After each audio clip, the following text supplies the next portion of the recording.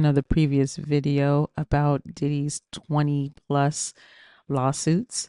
This conversation details Ashley Parham's complaint. This is the most recent case as of Thursday, October 17th.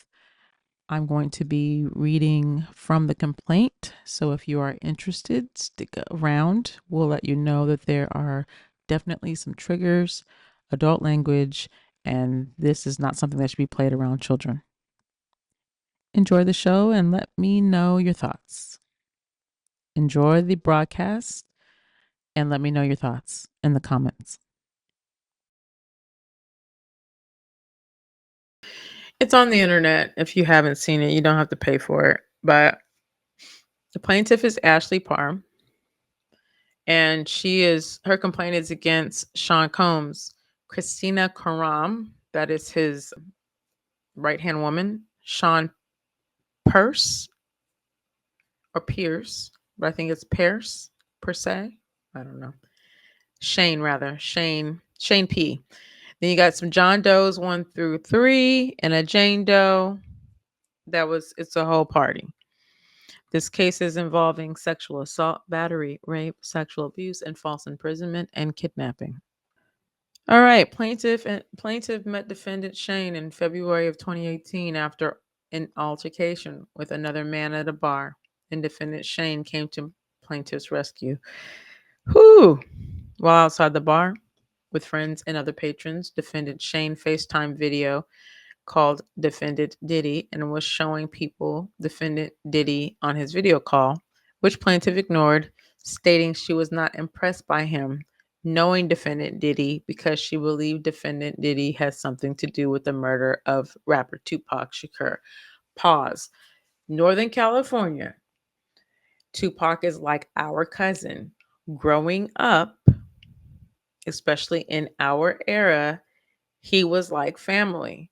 And so he was down with the underground. Hello, hi. And then he started doing stuff with folks in LA, Death Row. Then we saw him on the East Coast. So it was like local boy does good. He was out. He was proud. The Bay Area is very cultural. And back in the day, Oakland was like Chocolate City. Oakland was Chocolate City. There was a mass migration of Black folks that left Oakland in the late 90s, early 2000s. And I feel like most of those people ended up in Atlanta.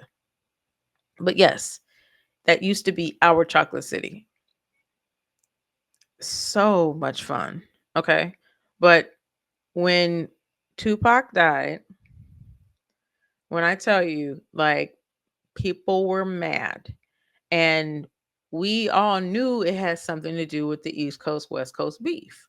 So it was not a surprise that Diddy was a part of it. Like, it was, people knew this. Like, we all knew, like, this is not something that Black people forgot from that region. People might have got into the hype of who he made himself out to be and all the PR and all that stuff. At the end of the day, a lot of people in Northern California do not F with Sean Combs because of that. And a lot of those people are my age and older, and a lot of them are younger because we all know, right? Because the streets talk and we've been listening. And you can make 1,000 movies and write 1,000 books, but we already know that's the feeling, that's the energy.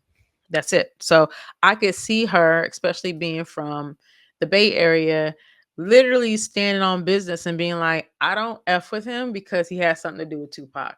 So, like, that is a big deal to a lot of people. Like, I don't care who you are.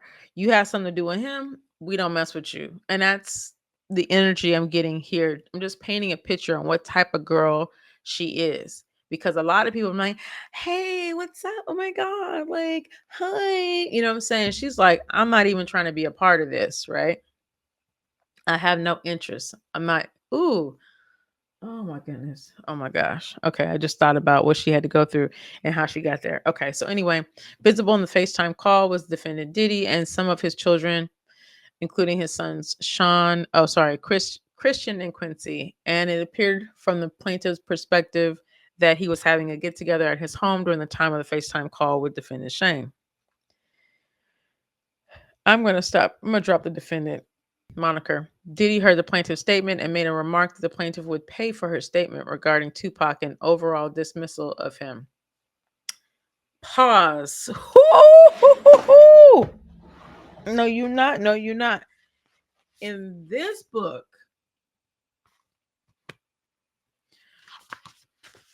the turning point between Tupac and Sean Combs is when Tupac says no to the menage a trois. He doesn't indulge. And later, his bitterness, as it pertained to Biggie and Tupac thinking they were going to run off into the sunset and start their own label, was something that allegedly was cause for Sean Combs to allegedly end Tupac's life. When we think about the East Coast, West Coast beef, what really was it? Was it a turf war? What really was it? According to this unverified memoir, it was over a lady. It was over Kim being a little more excited about her in being really just enchanted by Tupac, having dated him while being in an open relationship with Sean, allegedly. And Sean saying, well, yeah, if you enjoy her, then you can enjoy this. And Tupac saying no and leaving. And that being the beginning of the rift. So imagine being brought back to full circle where you're on a FaceTime call with someone who you are going to assume she gonna get some of this this Diddyism. Hello, I'm a celebrity, that kind of thing. And she like, nah, you killed Tupac, allegedly. And so the rage, I get the rage. If you read this, you get the rage. Listen, people are not that smart. People are just not that smart to say, hmm, hmm, hmm, hmm. I need to be represented. That's not how people are. People are not that thorough. Like people, just general folks are just not that thorough. I do not believe that people are just making up stories and filing complaints. Okay. That was the book for those who didn't see it. Okay. Whew. So anyway, on March 23rd. Okay, so let's go back to the date here. So she meets Shane on February 2018. Wait, what?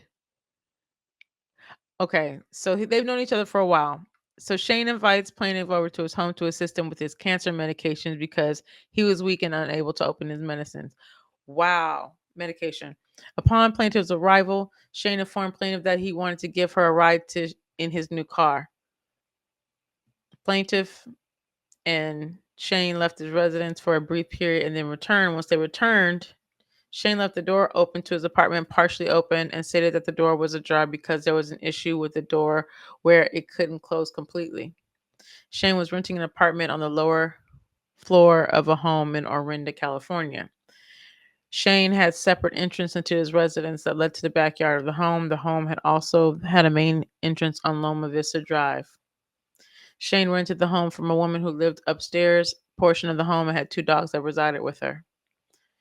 Plaintiff and Shane then began to watch a movie, and Shane offered her a glass of water, which she retrieved and brought back to plaintiff. Approximately 10 minutes after the plaintiff and defendant Shane returned from their drive, Diddy entered Shane's residence.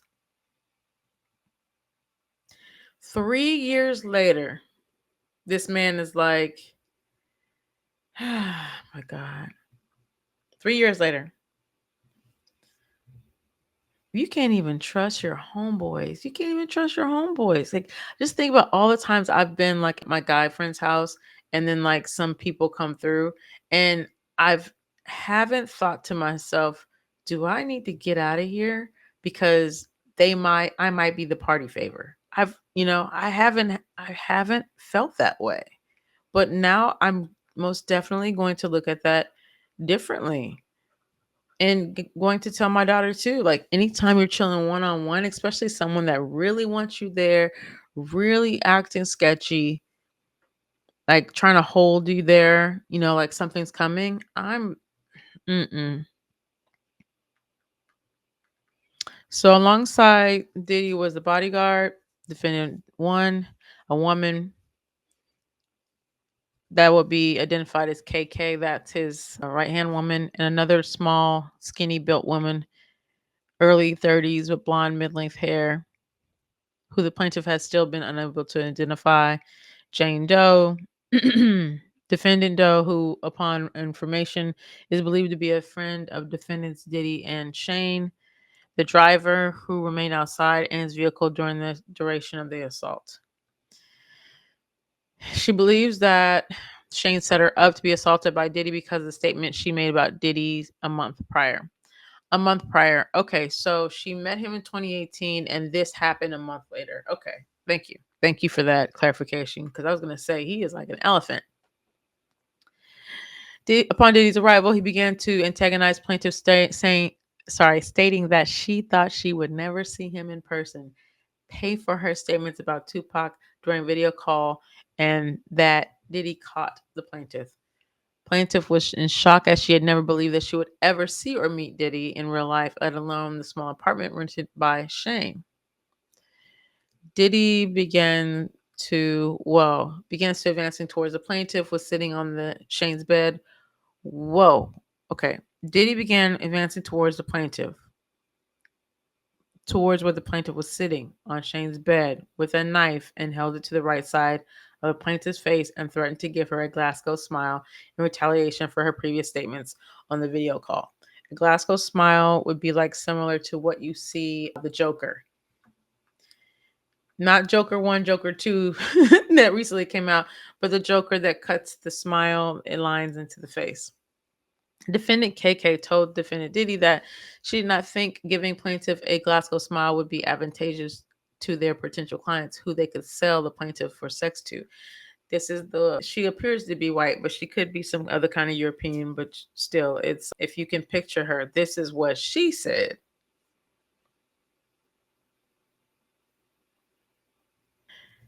Defendant KK then made a threat to plaintiff that they would ship her off anywhere in the world and that she would never see her family or anyone she knew again. So this is what the woman said to her. Shane then partially undressed plaintiff. Huh? Then defendant Diddy removed the remainder of the plaintiff's clothing, removing the knife from her face, and then retrieved a bottle of liquid from a large fanny pack. Diddy then squirted a bottle of liquid on plaintiff, which placed her in fear that she was being squirted with chemical substance like acid.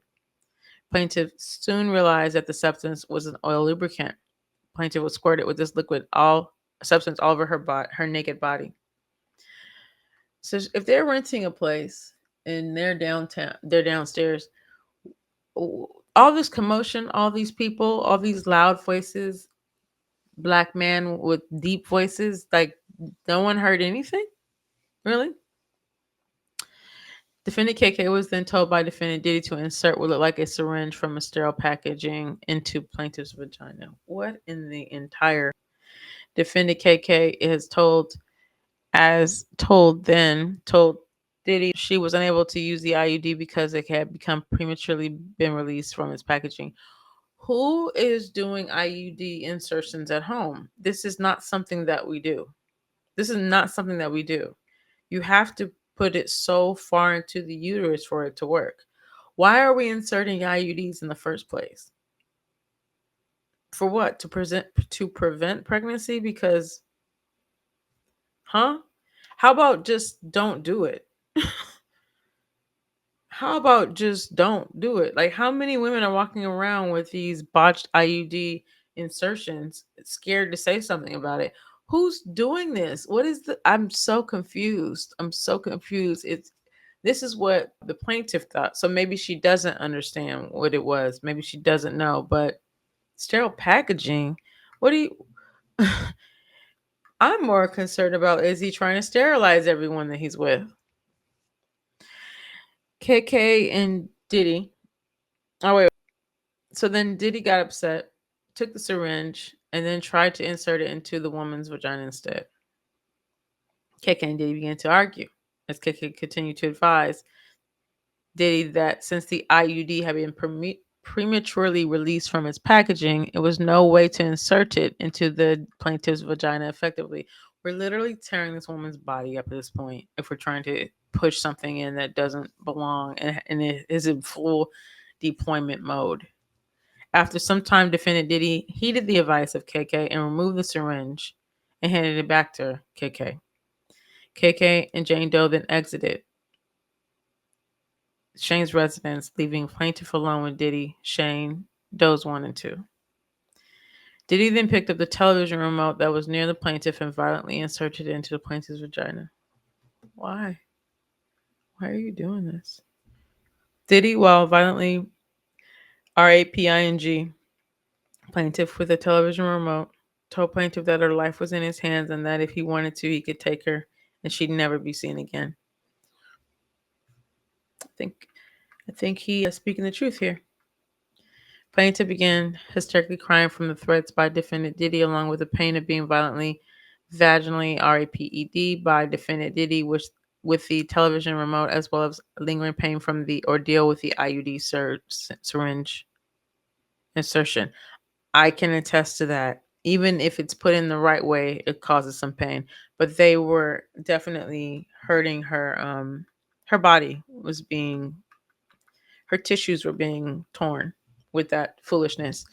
Diddy then instructed the Shane to turn the plaintiff off her stomach, seemingly tired of hearing the plaintiff's blood-curdling screams.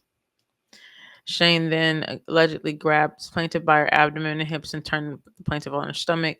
Diddy then instructed Shane to put the pillow over her head because he didn't want to see her face or hear her cries. As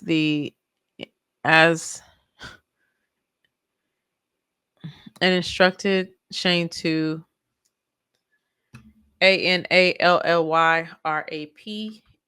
plaintiff. Shane did as he was told by Diddy and began to do so. I'm paraphrasing for obvious reasons. Then violently RAPED plaintiff anally after Shane was done. Then Diddy and Shane took turns anally RAPING.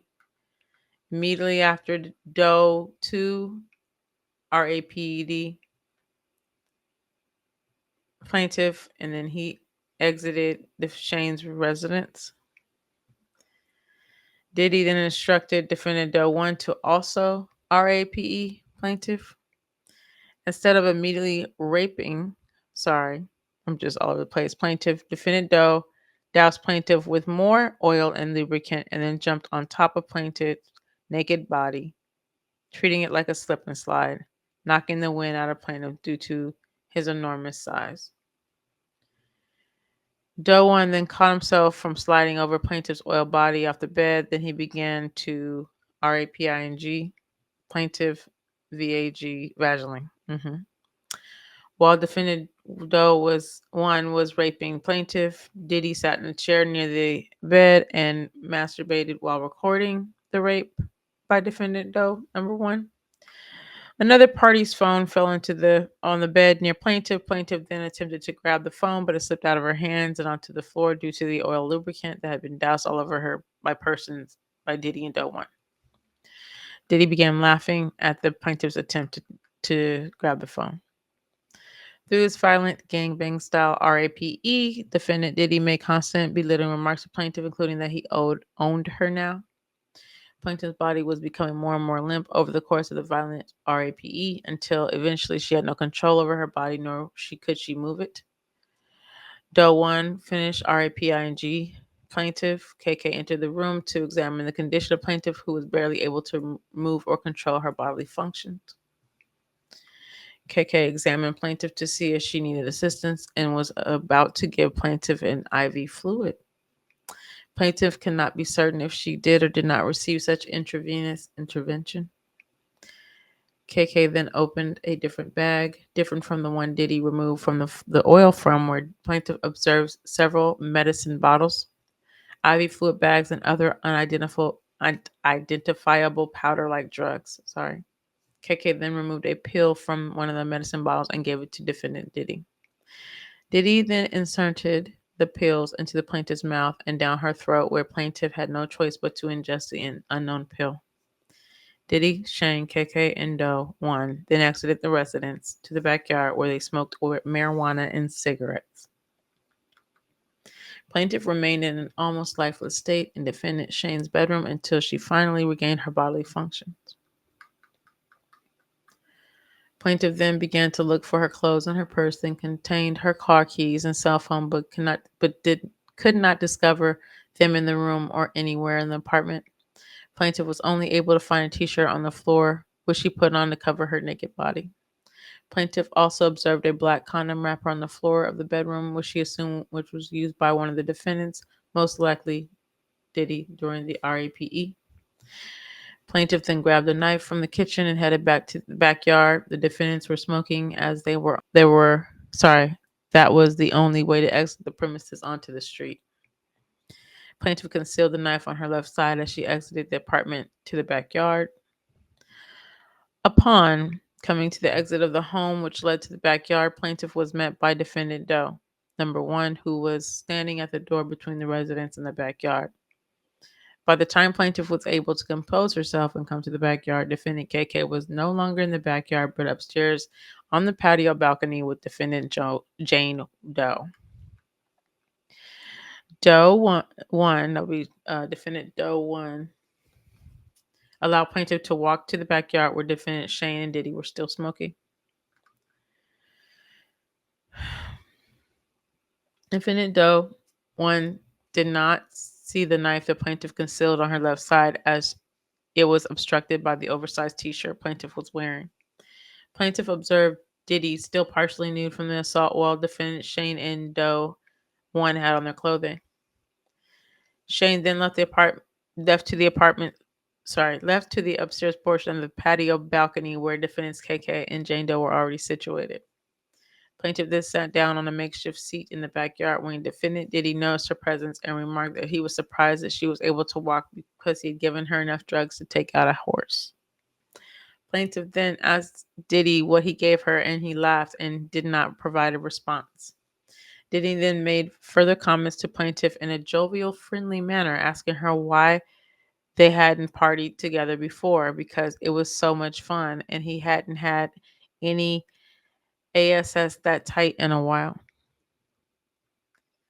Defendant Doe 1 then quipped at defendant Diddy that he probably hadn't had any ASS that tight because he's not used to having anal sex with women, which defendants Diddy and Doe laughed at.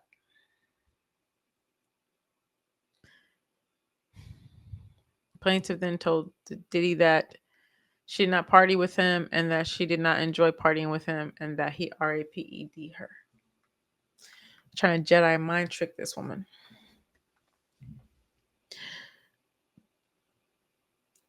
Diddy did not like the plaintiff's response to his lighthearted commentary and offered plaintiff money and instructed plaintiff to say that the violent RAPE was consensual and that the plaintiff was a sex worker.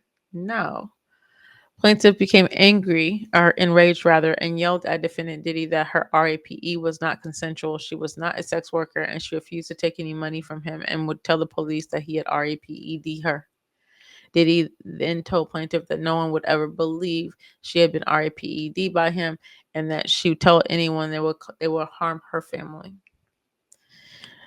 Defendant Doe 1 then showed plaintiffs his phone, which looked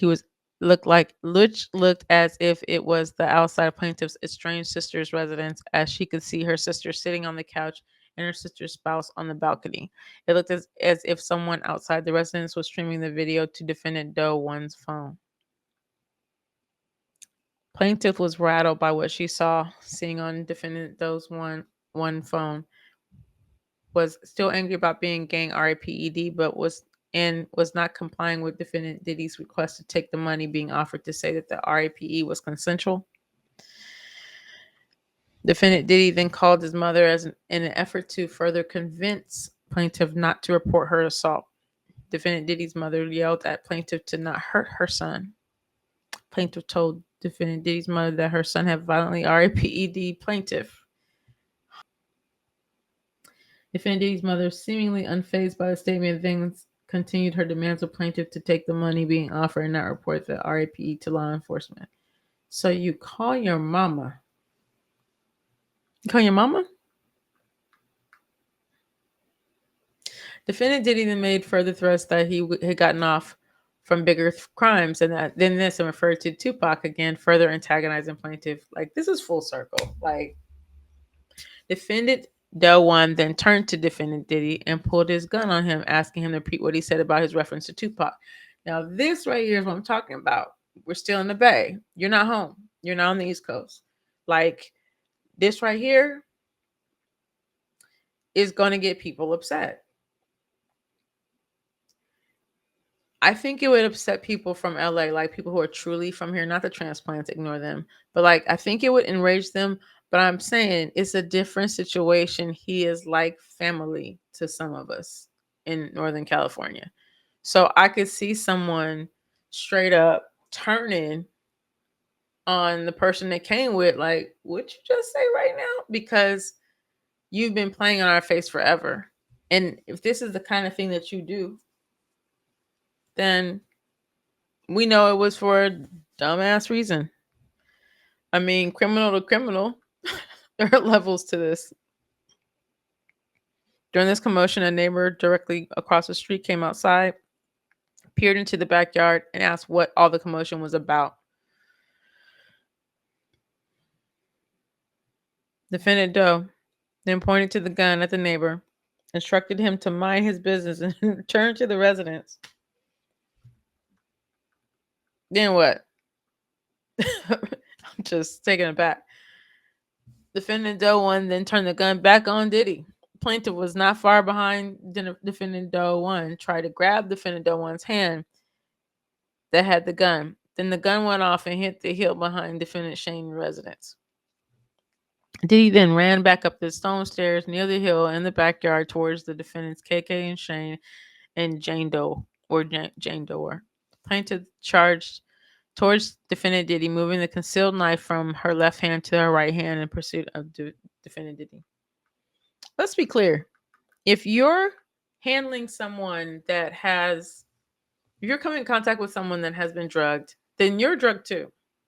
So from what I read about Sean Combs being on, drugs for years, he's having a hard time coming down. So he has his own party favors. But on top of that, if you're having relations with someone who is high or has drugs in their system, you will catch contact as well. Like skin to skin, these are organs. Like you can soak up stuff through your skin, which also means that it becomes, it's in your body, it's in your bodily fluids. Someone that comes in contact with you and your bodily fluids will feel something too. So while this right here reads like some kind of like National Lampoon, sort of situation, like a lot of things going on, most of these people are inebriated. They're on some kind of drug or whatever. So none of this is making sense because everyone's running around like a chicken with their head cut off. Some worse than others. I mean, you can see how like the line that's drawn between I assault you, I can kill you, I can sell you versus we had fun. Like, how come we haven't done this before? They don't go together. They're not next to each other. They're not even available on the same floor. Plaintiff then raised a knife in rage from the events that had transpired and with one intent of driving the knife into Diddy's back. Okay, he turned around. Plaintiff shocked now to see Diddy acting like a victim and had a moment of clarity and then turned and ran down the outdoor stone staircase back to the backyard to escape. Defendant Diddy then chased plaintiff down the stairs and attempted to push her, but was already at the bottom of the stairs and gained her footing and wielded the knife at Diddy, grazing his abdomen. Hearing the commotion, KK and Jane Doe emerged, and KK then began administering first aid to Diddy's injuries caused by plaintiff. What is her deal? Like, does she have what does she got going on here? Plaintiff tried to make a quick dash for the exit, but it was thwarted by defendant Del One.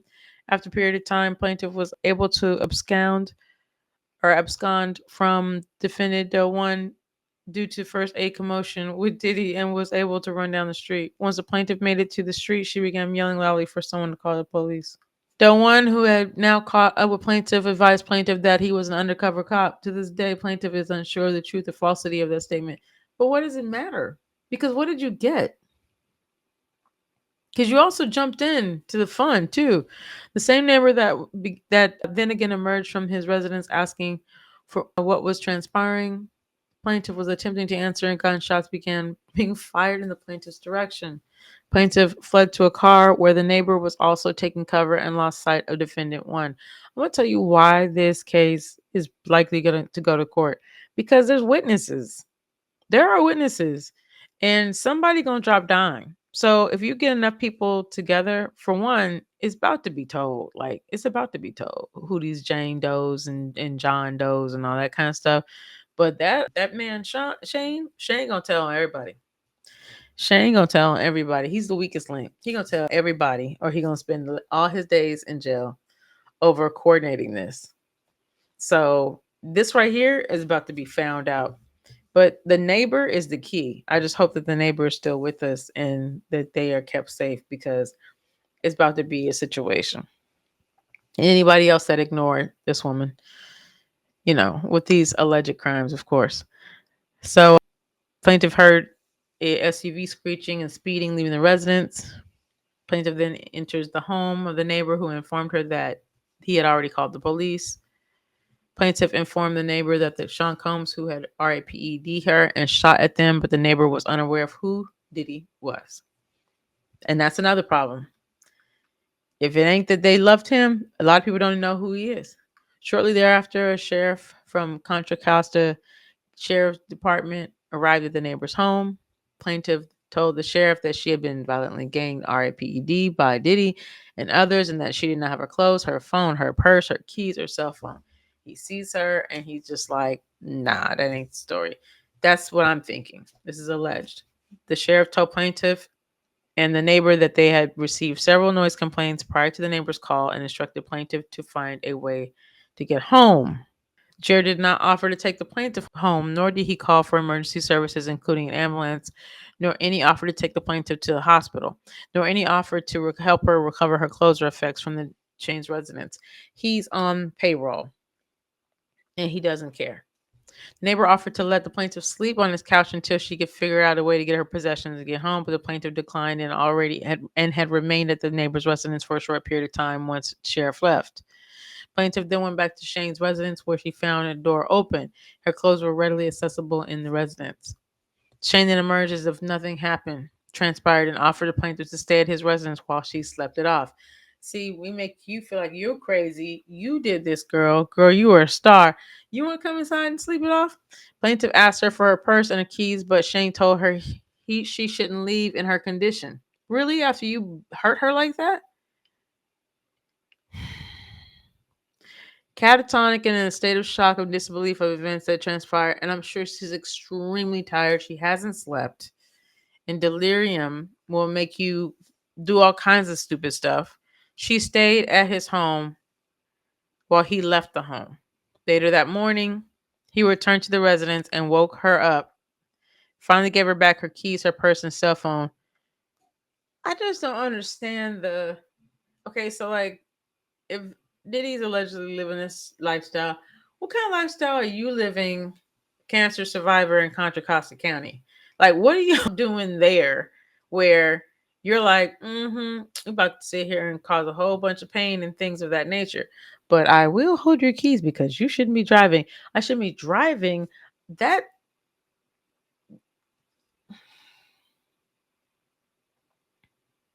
plaintiff returns home, tries to make sense out of what happened to her. She goes on to do some STD testing. Doesn't say whether she's positive or negative, but she does tell people at the hospital that this happened to her. She says that Shane starts driving a new vehicle. She thinks that he got this new car from Diddy. She said it took her, okay, so we see a couple months pass and she's still in pain. Her injuries have not subsided. She said there were several tests, rape kits, ultrasound, x-rays, given IV fluids to stabilize her vitals because she was not unable to eat in a weakened state due to the weight of, all these things happening to her. And she does speak to the Walnut Creek police, and they do take down the incident. But she soon comes to the conclusion that she would possibly be harmed by Diddy if she kept pursuing this case. So she only tells the police about this assault from Shane, which is interesting. But that's the one who did whatever first and then goes outside. She does believe that her statements caught body cam footage. She also believes that her statements on March 22nd, immediately following the vicious assault, were also caught on body cam footage.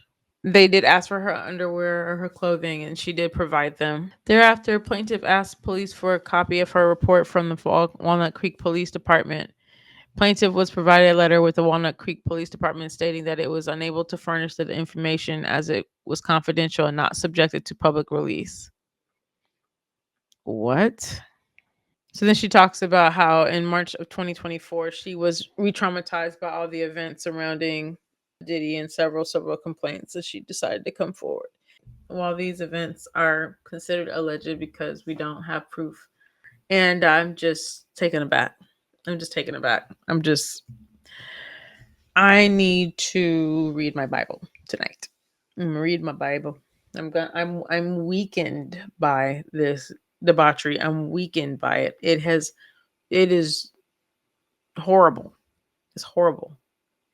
Yeah, it doesn't make me happy in a sense of like, oh, new content, like, ooh, new tea, like, and there's only so much you're gonna get in an article or on TV. So this is the cool thing that vloggers and creators can take the time to go over something. And sometimes you just need that, you need that slow burn of information, just be trickling a slow trickle, not like what can we put in 60 seconds before we get to this ad, yo. So that's the bright side of this. So if you have listened, give me a thumbs up for this, for the sake of like me sharing something that is not readily available. And if you're curious about the audio read, is what I'm calling, because it's not an audio book because it ain't my book, but the audio read is on my channel as well. I do read it all the way through. And if you don't know me, my name is Cecily Jamelia. I live in Los Angeles, and I love to tell stories. I love to create. I love to write. I love this place, and I love this business. And this is the ugly side of it, most definitely. And I think that I've gone in spaces, and he saw me out of there because Lord knows there was some crazy stuff going on. If you enjoyed today's breakdown, don't forget to hit that subscribe button, leave a review, and share with your friends. Please keep the conversation going in my comments. Follow me at Cecily Daily or Cecily Jamelia, wherever, whenever, however. But please do this for me. Stay curious, stay kind, and keep it real. Peace out, guys.